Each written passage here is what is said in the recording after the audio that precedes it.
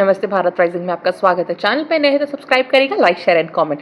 और अगर आपको न्यूज़ पढ़ने का शौक है तो नीचे डिस्क्रिप्शन बॉक्स में हमारी वेबसाइट bharatrising.co की लिंक दी हुई है, एक बार जाइएगा ज़रूर। फेमिनिज्म और फेमिनाजीज, जी हाँ, लड़कियों के अंदर ये आजकल है कि हमें इक्वालिटी चाहिए, होना भी चाहिए। इक्वालिटी इन टर्म्स कि आप एक अच्छी लाइफ लीड कर रहे हैं, आपको पढ़ाई के मौके दिए जा रहे हैं, आप अच्छा खान पान, आपको घूमना, वो सब डेफिनेटली एक इक्वालिटी में आता है और देना भी क्यों नहीं चाहिए, हक बनता है महिलाओं का। So if you talk about feminism, we talk about equality, yes definitely it is much needed in today's times and there's nothing wrong in it as well. But if we talk about feminism, if we talk about equality, then I think there has to be equality in terms that women should also shoulder the responsibilities like men do.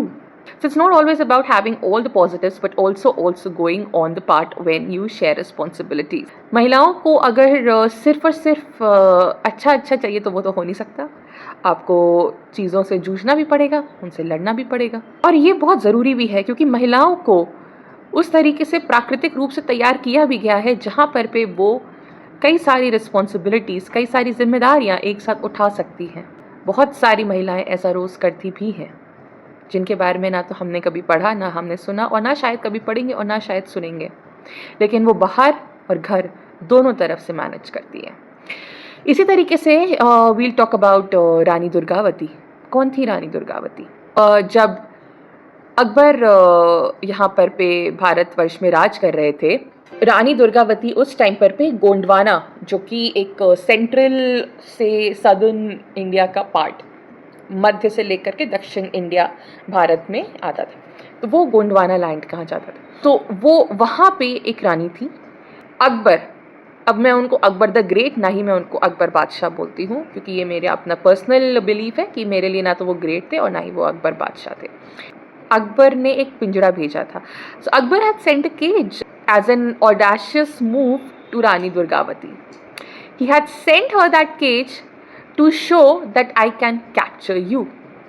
तो इस पिंजरे को जब भेजा अकबर ने, ये उनको दिखाने के लिए कि मैं इस चीज़ को तुमको समझा रहा हूँ कि मैं तुमको पकड़ के रख सकता हूँ। रानी दुर्गावती उनसे ना तो डरी ना ही उनसे हारी। Yes, she was a very smart military woman. She was a very good strategic planner. She knew what she was supposed to do. She built an army. She had an army. She trained them. She was not at all scared of Akbar and his army or his men. So Rani Durgavati took this as a head-on challenge. Rani Durgavati के सामने जब इस तरीके से आया गया, तब उन्होंने इस चीज़ को समझा कि अगर हम डर गए, अगर हम पीछे हट गए, तो हमारे हाथ से हमारी ज़मीन चली जाएगी, मतलब हमारी अस्मिता, हमारा अस्तित्व खतरे में आ जाएगा। उनको ये बात पता थी कि अगर वो एक महिला है तो उनको शायद दबाने की कोशिश और करी जाए, लेकिन वो पीछे हटी नहीं। असफ खान, जो कि अकबर के ही आर्मी के थे, he was sent to fight a war against her, but she did not bow down.